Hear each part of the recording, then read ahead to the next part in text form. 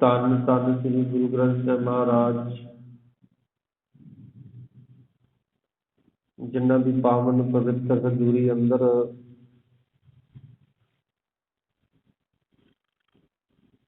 ਜੁੜ ਬੈਠੀ ਗੁਰੂ ਪਿਆਰੀ, ਗੁਰੂ ਸਵਾਰੀ ਸਾਧ ਸੰਗਤ ਜੀਓ। ਆਪ ਜੀਓ ਨੇ ਬੜੇ ਹੀ ਪਿਆਰ ਦੇ ਨਾਲ ਗੁਰੂ ਦੀ ਗੋਦ ਵਿੱਚ ਬੈਠ ਕੇ ਸਤਿਗੁਰਾਂ ਦੀ ਬਾਣੀ ਪਾਠ ਸਰਵਣ ਕੀਤੇ ਨੇ। ਅਰਦਾਸ ਬੇਨਤੀ ਹੁਕਮਨਾਮਾ ਆਪ ਜੀਓ ਨੇ ਗੁਰੂ ਦੀ ਗੋਦ ਵਿੱਚ ਬੈਠ ਕੇ ਸਰਵਣ ਕੀਤਾ ਹੈ। ਆਓ ਪਿਛਲੇ ਦਿਨਾਂ ਤੋਂ ਪਾਤਸ਼ਾਹ ਦੀ ਕਿਰਪਾ ਦੇ ਨਾਲ, ਧੰਨ ਸ੍ਰੀ ਗੁਰੂ ਗ੍ਰੰਥ ਸਾਹਿਬ ਮਹਾਰਾਜ ਜੀ ਦੀ ਕਿਰਪਾ ਸਦਕਾ ਆਪਾਂ ਧੰਨ ਗੁਰੂ ਨਾਨਕ ਪਾਤਸ਼ਾਹ ਮਹਾਰਾਜ ਦੀ ਜੀਵਨੀ ਤੇ ਇੱਕ ਪੰਛੀ ਝਾਂਕ ਮਾਰਨ ਦਾ ਯਤਨ ਕਰ ਰਹੇ ਹਾਂ। ਸੋ ਕੱਲ੍ਹ ਦੇ ਦੀਵਾਨਾਂ ਵਿੱਚ ਆਪਾਂ ਸਰਵਣ ਕੀਤਾ ਸੀ ਕਿਵੇਂ ਗੁਰੂ ਨਾਨਕ ਪਾਤਸ਼ਾਹ ਮਹਾਰਾਜ ਮੁੱਲਾਂ ਦਾ ਭਰਮ ਦੂਰ ਕਰਦੇ ਨੇ ਔਰ ਫੁੱਲੀ ਫਟਦੀ ਲਪਾਈ ਨੂੰ ਪਾਤਸ਼ਾਹ ਜੀ ਸਿੱਧੇ ਰਸਤੇ ਪਾਉਂਦੇ ਨੇ। ਕੱਲ੍ਹ ਦੀ ਸਾਖੀ ਦੇ ਵਿੱਚੋਂ ਦੋ ਸਿੱਖਦਾਇਕ ਸਿੱਖਿਆ ਮਿਲਦੀਆਂ ਨੇ। ਇੱਕ ਤੇ ਪਾਤਸ਼ਾਹ ਜੀ ਬਾਣੀ ਅੰਦਰ ਫਰਮਾਨ ਕਰਦੇ ਨੇ, ਮਾਨਸ ਦੀ ਜਾਤ ਫਤਿਹ ਇਸੇ ਪਹਿਚਾਨ ਤੋਂ। ਕੋਈ ਹਿੰਦੂ ਨਹੀਂ, ਕੋਈ ਮੁਸਲਮਾਨ ਨਹੀਂ, ਕੋਈ ਈਸਾਈ ਨਹੀਂ, ਇੱਕੋ ਹੀ ਹੈ। ਪਰਮੇਸ਼ਰ ਨੇ ਮਨੁੱਖ ਇੱਕ ਹੀ ਬਣਾਇਆ ਹੈ।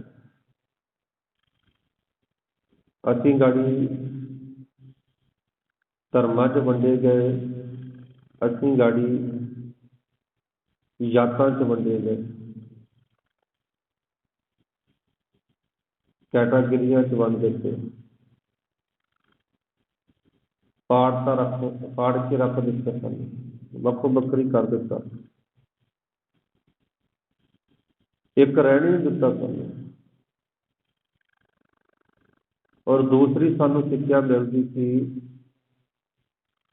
ਜਦੋਂ ਵੀ ਕਿਤੇ ਧਰਮ ਸਥਾਨ ਤੇ ਜਾਣਾ ਹੈ, ਗੁਰਦੁਆਰੇ ਜਾਣਾ ਹੈ, ਕਿਸੇ ਵੀ ਧਰਮ ਸਥਾਨ ਤੇ, ਉੱਥੇ ਮਨ ਨੂੰ ਮੌਜੂਦ ਰੱਖਣਾ ਹੈ। ਕਿਉਂਕਿ ਬਾਣੀ ਸੁਣਨੀ ਕਿਹਨੇ ਹੈ? ਮਨ ਨੇ ਸੁਣਨੀ ਹੈ, ਸੁਰਤ ਨੇ ਸੁਣਨੀ ਹੈ, ਤਨ ਨਹੀਂ। ਜੇ ਮਨ ਮੌਜੂਦ ਨਹੀਂ ਤਾਂ ਤਨ ਨੂੰ ਪਤਾ ਨਹੀਂ ਲੱਗਦਾ। ਕਈ ਵਾਰੀ ਆਪਾਂ ਬੱਚੇ ਨੂੰ ਦੁਕਾਨ ਤੇ ਭੇਜੀਏ ਨਾ, ਜਾਂ ਸੌਦਾ ਲੈ ਕੇ ਆ, ਤੇ ਕਈ ਵਾਰੀ ਦੇਖੀਦਾ ਛੋਟੇ ਛੋਟੇ ਸਾਡੇ ਆਪਣੇ ਬੱਚੇ ਜਿਹੜੇ ਉੱਥੇ ਜਾ ਕੇ ਚੇਤਾ ਭੁਲਾ ਲੈਂਦੇ, ਕਿਹੜੀ ਚੀਜ਼ ਲੈ ਕੇ ਆਉਣੀ ਸੀ। ਕਈ ਵਾਰੀ ਮਹਿੰਗਾਈ ਦਾ ਕੁਝ ਹੋਰ ਹੈ, ਲੈ ਕੇ ਕੁਝ ਹੋਰ ਹੀ ਆ ਜਾਂਦੇ ਨੇ। ਉਹਦਾ ਕਾਰਨ ਕੀ ਹੈ ਕਿ ਜਦੋਂ ਉਹਨੂੰ ਸਮਝਾਇਆ ਸੀ, ਦੱਸਿਆ ਸੀ, ਉਦੋਂ ਉਹਦੀ ਸੁਰਤ, ਉਹਦਾ ਮਨ ਜਿਹੜਾ ਉੱਥੇ ਮੌਜੂਦ ਨਹੀਂ ਸੀ। ਸੋ ਮਨ ਨੇ ਸੁਣਨਾ ਹੈ ਸਾਰਾ ਕੁਝ। ਬਾਣੀ ਮਨ ਨੇ ਸੁਣਨੀ ਹੈ, ਬਾਣੀ ਮਨ ਨੇ ਪੜ੍ਹਨੀ ਹੈ। ਜੇ ਮਨ ਮੌਜੂਦ ਨਹੀਂ ਫਿਰ ਤਨ ਦੇ ਪੱਲੇ ਕੱਖ ਨਹੀਂ ਪੈਣਾ। ਇਸ ਕਰਕੇ ਸਾਨੂੰ ਕੱਲ੍ਹ ਦੀ ਜਿਹੜੀ ਸੀਗੀ ਸਿੱਖਿਆ ਇਹ ਮਿਲੀ ਹੈ। ਅੱਜ ਗੁਰੂ ਨਾਨਕ ਪਾਤਸ਼ਾਹ ਮਹਾਰਾਜ ਇੱਕ ਨਿਵੇਕਲੀ ਜਗ੍ਹਾ ਤੇ ਬੈਠੇ ਨੇ ਤੇ ਸੁਲਤਾਨਪੁਰ ਦਾ ਜਿਹੜਾ ਰੌਲਾ ਰੱਪਾ ਸੀ ਨਾ, ਜਿਵੇਂ ਵੇਈ ਨਦੀ ਵਿੱਚ ਚੁੱਭੀ ਮਾਰਨੀ, ਮੋਦੀ ਖਾਨਾ ਲੁਟਾ ਦੇਣਾ, ਬਚੇ ਹੋਏ ਪੈਸੇ ਲੋੜਵੰਦਾਂ 'ਚ ਵੰਡ ਦੇਣੇ, ਇਹ ਰੌਲਾ ਸੀ ਪਰਿਵਾਰ ਵਿੱਚ। ਇਹੀ ਰੌਲਾ ਜਿਹੜਾ ਸੀ ਫਿਰ ਪਿਤਾ ਕਾਲੂ ਜੀ ਕੋਲੇ ਵੀ ਪਹੁੰਚ ਗਿਆ। ਉੱਥੋਂ ਉਹਨਾਂ ਨੇ ਭਾਈ ਮਰਦਾਨੇ ਨੂੰ ਭੇਜਿਆ, ਜਾ ਪਤਾ ਲੈ ਕੇ ਆ। ਜਦੋਂ ਭਾਈ ਮਰਦਾਨਾ ਜੀ ਪਾਵਨ ਧਰਤੀ ਸੁਲਤਾਨਪੁਰ ਤੇ ਆਏ ਨੇ ਤੇ ਬੇਬੇ ਨਾਨਕੀ ਜੀ ਨੂੰ ਮਿਲੇ ਨੇ, ਆਣ ਕੇ ਖੈਰ ਸੁੱਖ ਪੁੱਛੀਏ ਸਾਰੇ ਪਰਿਵਾਰ ਦੀ, ਜਿਵੇਂ ਆਪਾਂ ਕਿਸੇ ਰਿਸ਼ਤੇਦਾਰੀ ਵਿੱਚ ਜਾਂਦੇ ਹਾਂ। ਖੈਰ ਸੁੱਖ ਪੁੱਛਣ ਤੋਂ ਬਾਅਦ ਗੁਰੂ ਨਾਨਕ ਦਾ ਪਤਾ ਪੁੱਛਿਆ ਹੈ ਭਾਈ ਮਰਦਾਨਾ ਜੀ ਨੇ, ਤੇ ਬੇਬੇ ਨਾਨਕੀ ਜੀ ਕਹਿਣ ਲੱਗੇ ਕਿ ਉਹ ਤੇ ਮੜੀਆਂ ਦੇ ਵਿੱਚ ਬੈਠੇ ਨੇ, ਕਬਰਾਂ ਵਿੱਚ ਬੈਠੇ ਨੇ, ਜਾਂ ਉਹ ਸ਼ਾਇਦ ਤੁਹਾਡੇ ਆਖੇ ਲੱਗ ਜਾਵੇ, ਤੁਸੀਂ ਉਹਨਾਂ ਤੋਂ ਵੱਡੇ ਹੋ।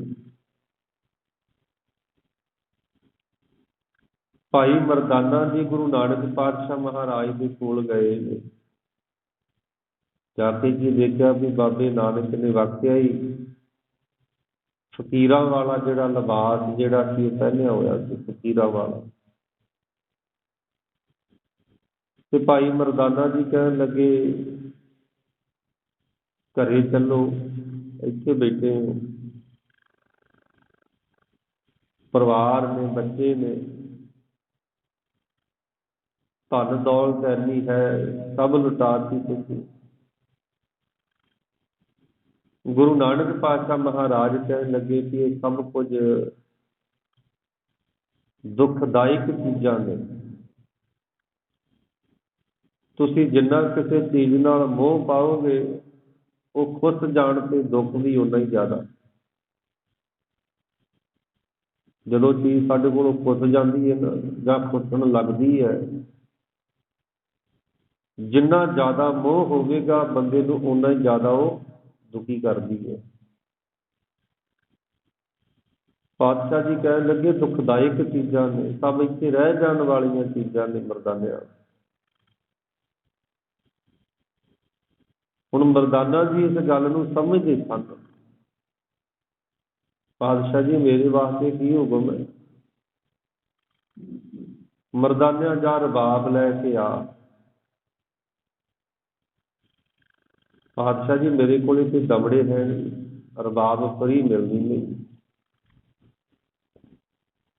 ਜਾਂ ਬੇਬੇ ਨਾਨਕੀ ਨੂੰ ਕਹਿ ਦੇਵੀ ਤੇਰੇ ਭਰਾਤਾ ਨੇ ਭੇਜਿਆ ਹੈ, ਪੈਸੇ ਮਿਲ ਜਾਣਗੇ। ਮਰਦਾਨਾ ਹੁਕਮ ਮੰਨ ਕੇ ਬੇਬੇ ਨਾਨਕੀ ਜੀ ਕੋਲੋਂ ਮਾਇਆ ਲੈ ਕੇ ਤੇ ਸੁਲਤਾਨਪੁਰ ਦੇ ਲਹਿੰਦੇ ਪਾਸੇ ਭਾਰੋਵਾਲ ਪਿੰਡ ਹੈ, ਬੰਨ ਦੇ ਉੱਪਰ,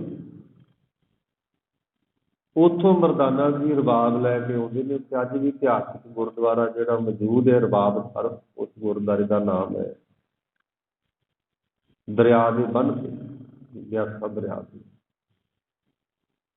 ਉੱਥੋਂ ਰਬਾਬ ਲੈ ਕੇ ਆਉਂਦੇ ਨੇ ਤੇ ਆਣ ਕੇ ਗੁਰੂ ਸਾਹਿਬ ਨੂੰ ਕਹਿੰਦੇ ਜੀ ਰਬਾਬ ਮੈਂ ਲੈ ਆਉਂਦੀ। ਪਾਤਸ਼ਾਹ ਕਹਿੰਦੇ ਫਿਰ ਇਹਨੂੰ ਵਜਾ। ਕਹਿੰਦੇ ਜੀ ਮੈਂ ਤੇ ਕਦੇ ਰਬਾਬ ਵਜਾਈ ਨਹੀਂ। ਪਾਤਸ਼ਾਹ ਕਹਿੰਦੇ ਤੂੰ ਇੱਕ ਵਾਰੀ ਸਾਡੇ ਕੋਲੋਂ ਮੰਗੀ ਸੀ, ਤੈਨੂੰ ਅਸੀਂ ਸੁਰ ਦਾ ਜਿਹੜਾ ਗਿਆਨ ਬਖਸ਼ਿਸ਼ ਕੀਤਾ ਸੀ, ਕੀ ਭੁੱਲ ਗਿਆ? ਕਹਿੰਦੇ ਨਹੀਂ ਪਾਤਸ਼ਾਹ, ਯਾਦ ਹੈ। ਕਹਿੰਦੇ ਫਿਰ ਰਬਾਬ ਵਜਾ। ਸਾਖੀਕਾਰ ਲਿਖਣਾ ਕਰਦੇ ਨੇ ਏਦਾਂ, ਕਹਿੰਦੇ ਜਦੋਂ ਮਰਦਾਨੇ ਨੇ ਰਬਾਬ ਵਜਾਈ ਤੇ ਪੰਛੀ ਖਲੋ ਗਏ ਸਨ, ਹਵਾ ਖਲੋ ਕੇ ਰਬਾਬ ਨੂੰ ਸੁਣਨ ਲੱਗ ਪਈ। ਨਦੀਆਂ ਦੇ ਪਾਣੀ ਖਲੋ ਗਏ ਸਨ, ਇੰਨੀ ਰਬਾਬ ਦੇ ਵਿੱਚ ਮਿਠਾਸ ਸੀ, ਇੰਨੀ ਰਬਾਬ ਦੇ ਵਿੱਚ ਸੁਰ ਤਾਲ ਸੀ। ਜਿਹੜੇ ਕੋਈ ਸੁਲਤਾਨਪੁਰ ਦੇ ਹੋਰ ਵੀ ਸਾਜੀ, ਕੋਈ ਰਬਾਬ ਵਜਾਉਣ ਵਾਲਾ, ਕੋਈ ਸਰੰਗੀ ਵਜਾਉਣ ਵਾਲਾ, ਉਹ ਵੀ ਇਹ ਗੱਲ ਸੁਣ ਕੇ ਹੈਰਾਨ ਹੋ ਗਏ ਸਨ ਕਿ ਇੱਕ ਮਰਾਸੀ ਇੰਨੀ ਸੋਹਣੀ ਰਬਾਬ ਵਜਾ ਸਕਦਾ ਹੈ। ਰਬਾਬ ਵਜਾਉਣ ਤੋਂ ਬਾਅਦ ਮਰਦਾਨੇ ਨੂੰ ਪਾਤਸ਼ਾਹ ਕਹਿਣ ਲੱਗੇ, ਮਰਦਾਨਿਆ ਹੁਣ ਤੂੰ ਜਾਣਾ ਨਹੀਂ, ਸਾਡੇ ਨਾਲ ਹੀ ਰਹਿਣਾ ਹੈ। ਇੰਨੀ ਗੱਲ ਕਹੀ ਸੀ ਪਾਤਸ਼ਾਹ ਨੇ, ਮਰਦਾਨਿਆ ਹੁਣ ਤੂੰ ਜਾਣਾ ਨਹੀਂ, ਸਾਡੇ ਨਾਲ ਰਹਿਣਾ, ਸਾਡਾ ਸਾਥੀ ਬਣ ਕੇ ਰਹਿਣਾ ਹੈ ਤੂੰ। ਤੇ ਦੇਖੋ ਮਰਦਾਨਾ ਪਤਾ ਲੈਣ ਵਾਸਤੇ ਆਇਆ ਸੀ, ਪਰ ਦੁਬਾਰਾ ਆਪਣੇ ਪਿੰਡ ਮਰਦਾਨਾ ਜੀ ਨਹੀਂ ਗਏ, ਵਾਪਸ ਨਹੀਂ ਗਏ, ਸੁਲਤਾਨਪੁਰ ਹੀ ਰਹਿ ਗਏ। ਤੇ ਅੱਜ ਸਾਨੂੰ ਗੁਰੂ ਸਾਹਿਬ ਜੀ ਨਿੱਤ ਆਵਾਜ਼ਾਂ ਮਾਰਦੇ ਨੇ, ਆਵੋ ਸਿੱਖ ਸਤਿਗੁਰੂ ਕੇ ਪਿਆਰਿਓ, ਗਾਵੋ ਸੱਚੀ ਬਾਣੀ। ਨਿੱਤ ਆਵਾਜ਼ਾਂ ਮਾਰਦੇ ਆ ਨਾ, ਰੋਜ਼ਾਨਾ ਆਵਾਜ਼ਾਂ ਮਾਰਦੇ ਨੇ। ਅੱਜ ਅਸੀਂ ਗੁਰੂ ਦੀ ਸੁਣਦੇ ਹੀ ਨਹੀਂ। ਗੁਰੂ ਆਵਾਜ਼ਾਂ ਮਾਰਦਾ ਹੈ, ਅਸੀਂ ਪਾਸਾ ਵੱਟ ਕੇ ਲੰਘ ਜਾਂਦੇ ਲਾਗੂ ਦੀ। ਕਿੰਨੇ ਕਿੰਨੇ ਸੁਣਨ ਵਾਲੇ ਗੁਰੂ ਦੀ ਗੱਲ, ਕਿੰਨੇ ਕਿੰਨੇ ਗੁਰੂ ਦੇ ਬਚਨਾਂ ਨੂੰ ਪ੍ਰਵਾਨ ਕਰਨ ਵਾਲੇ, ਗੁਰੂ ਦੇ ਬਚਨਾਂ ਤੇ ਚੱਲਣ ਵਾਲੇ ਕਿੰਨੇ ਕਿੰਨੇ। ਕਿ ਅੱਜ ਵੀ ਸਾਡਾ ਐਸਾ ਜੀਵਨ ਬਣ ਸਕਦਾ ਹੈ। ਤੇ ਭਾਈ ਮਰਦਾਨਾ ਜੀ ਦੁਬਾਰਾ ਵਾਪਸ ਮੁੜ ਕੇ ਨਹੀਂ ਗਏ। ਅੱਗੇ ਪਾਤਸ਼ਾਹ ਜੀ ਕੀ ਕੌਤ ਚਾਹੁੰਦੇ ਨੇ, ਆਪਾਂ ਕੱਲ੍ਹ ਦੇ ਦੀਵਾਨਾਂ ਵਿੱਚ ਉਹਨੂੰ ਵਿਚਾਰ ਦਾ ਯਤਨ ਕਰਾਂਗੇ। ਆਈਆਂ ਸੰਗਤਾਂ ਦਾ ਧੰਨਵਾਦ, ਹੋਈਆਂ ਗਲਤੀਆਂ ਦੀ ਖਿਮਾ। ਆਪ ਜੀ ਉਹਨੇ ਪਾਤਸ਼ਾਹ ਦੇ ਚਰਨਾਂ ਦੀ ਹਾਜ਼ਰੀ ਭਰੀ ਹੈ। ਸਤਿਗੁਰੂ ਕਿਰਪਾ ਕਰਨ, ਹਰ ਮੈਦਾਨੇ ਫਤਿਹ ਬਖਸ਼ਿਸ਼ ਕਰਨ।